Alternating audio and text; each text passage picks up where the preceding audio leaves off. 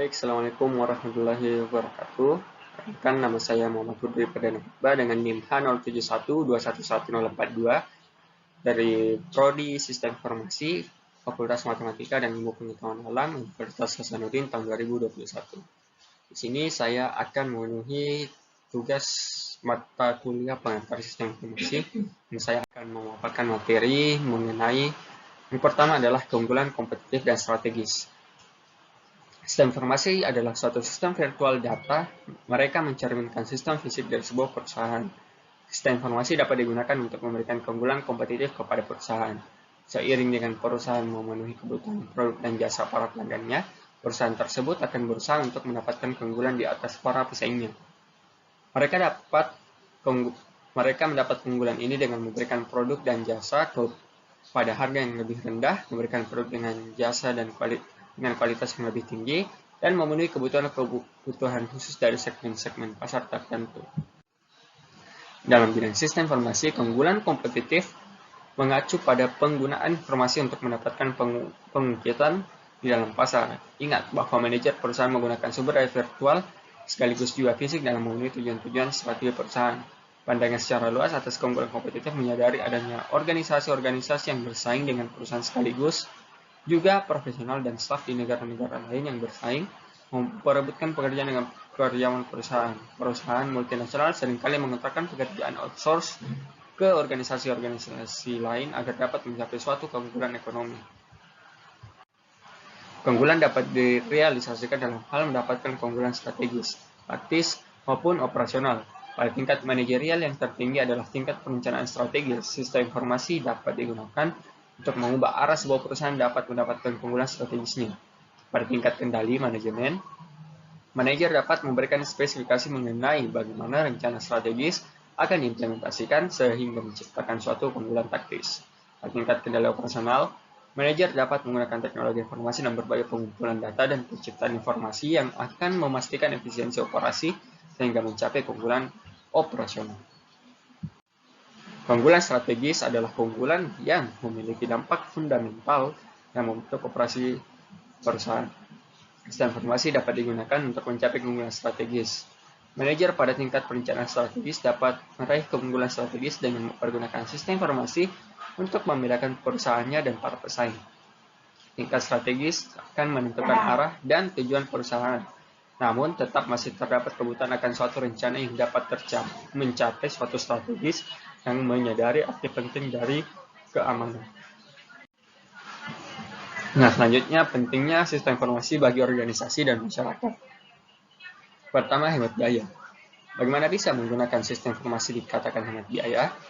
Memang, pada awalnya Anda akan membutuhkan biaya saat pertama kali hendak menggunakan sistem informasi yang baru. Namun jika dipikirkan kembali, sebenarnya semua biaya yang Anda keluarkan di awal penggunanya itu tidak seberapa jika dibandingkan dengan biaya yang perlu Anda keluarkan saat Anda belum menggunakan sistem informasi digital.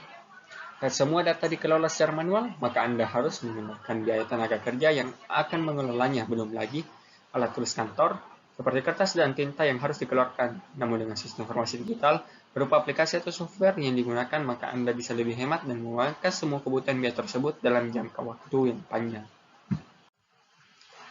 Selanjutnya, layanan semakin berkualitas. Sistem informasi ini juga sering kali dikaitkan sebagai solusi dari permasalahan layanan publik. Seringkali banyak masyarakat yang mengeluh karena layanan yang diberikan oleh sebuah instansi publik tidak cukup baik sehingga dengan demikian menyusahkan masyarakat.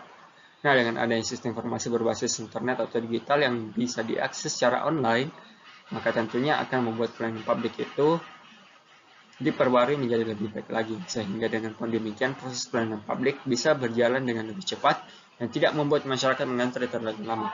Hal ini contohnya sering terjadi di rumah sakit. Saat tidak ada sistem informasi yang digunakan, maka membuat pasien yang hendak berobat mengalami kendala karena harus mengantri lama saat sedang sakit.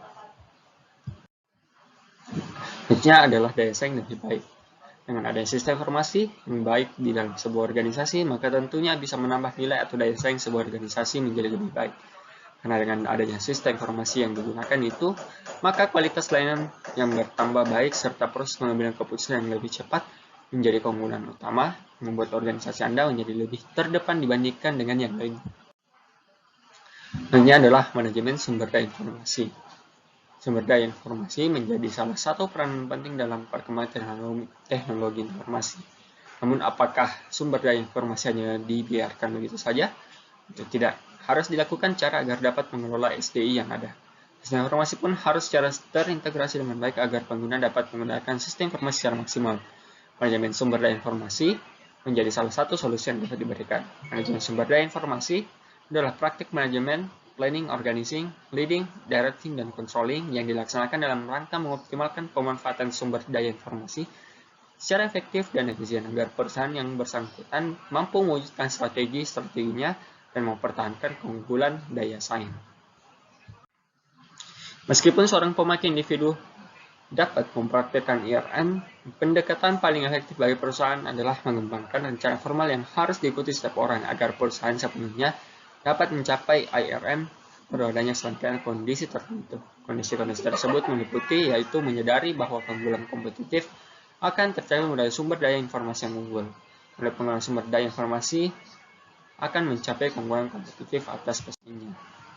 Selanjutnya adalah menyadari bahwa jasa informasi bidang fungsional utama. Struktur organisasi mencerminkan bahwa jasa informasi seperti sama pentingnya dengan bidang fungsional utama lainnya seperti keuangan dan pemasaran. Menyadari bahwa Chief Information Officer adalah eksekutif puncak. CEO memberi kontribusi jika memungkinkan pada pemecahan masalah yang mempengaruhi seluruh operasi perusahaan, bukan hanya operasi jasa informasi. Hal tersebut ditunjukkan dengan menyertakan CEO dalam komite eksekutif. Selanjutnya adalah memperhatikan sumber daya informasi dan membuat perencanaan strategis.